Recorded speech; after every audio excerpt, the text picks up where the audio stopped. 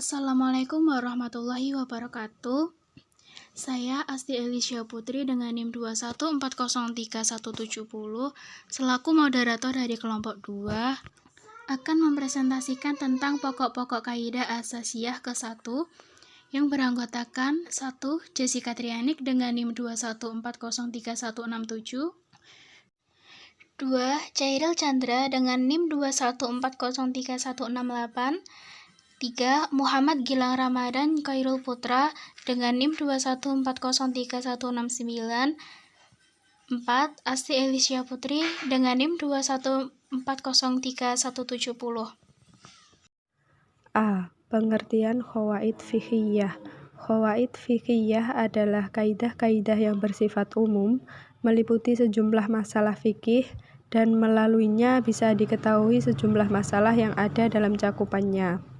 B. Penjelasan kaidah. Sebelum menjelaskan tentang kaidah yang pertama, dalam bab ini kami akan menjelaskan secara umum tentang 5 kaidah asas atau qawaid asasiyah al-khamsah. Yang termasuk dalam 5 kaidah asas tersebut adalah 1. Setiap perkara tergantung pada niatnya. 2. Keyakinan tidak bisa dihilangkan karena adanya keraguan.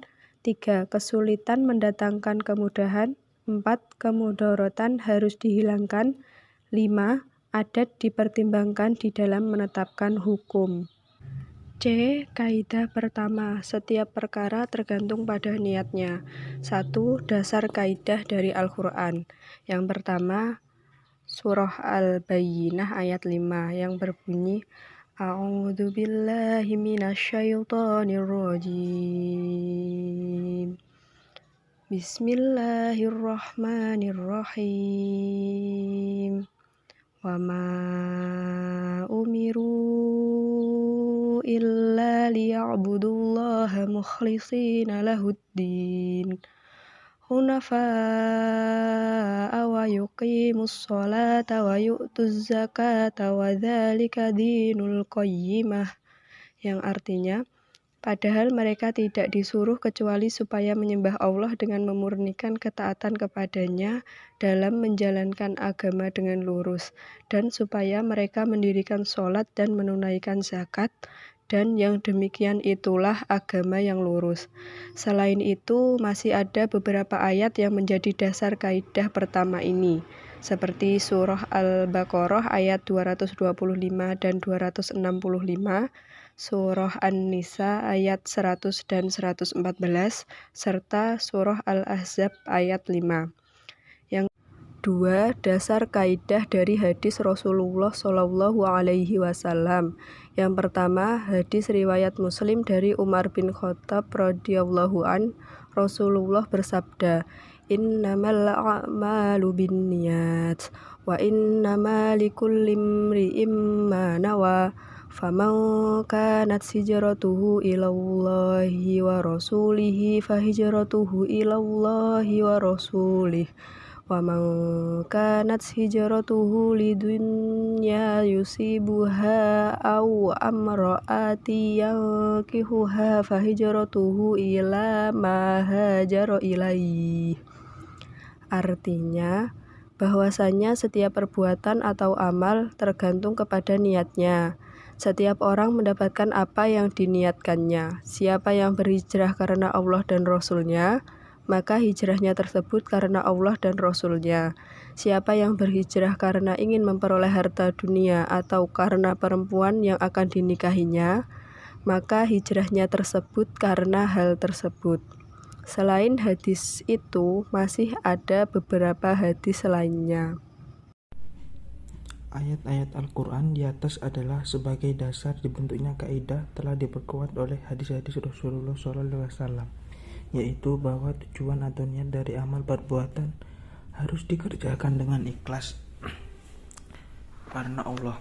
Dengan demikian, maka setiap urusan tergantung pada tujuan atau niat orang yang melaksanakannya. Kalau niat karena Allah atau untuk ibadah, maka akan memperoleh pahala dari keridhaan Allah. Sebaliknya, jika niatnya untuk mengerjakan suatu perbuatan hanya karena terpaksa atau karena riya, maka ia tidak mendapat pahala. Demikian pula Jika seseorang mengerjakan suatu perbuatan tanpa niat, terutama dalam masalah ibadah, maka ibadahnya tidak sah. Seperti hadis Rasulullah SAW menyatakan, apabila dua muslim berkelahi dengan saling menghunus pedang, yang terbunuh dan yang membunuh, kedua-duanya dimasukkan ke dalam neraka. Aku bertanya, wahai Rasulullah, ini adalah balasan bagi orang yang membunuh.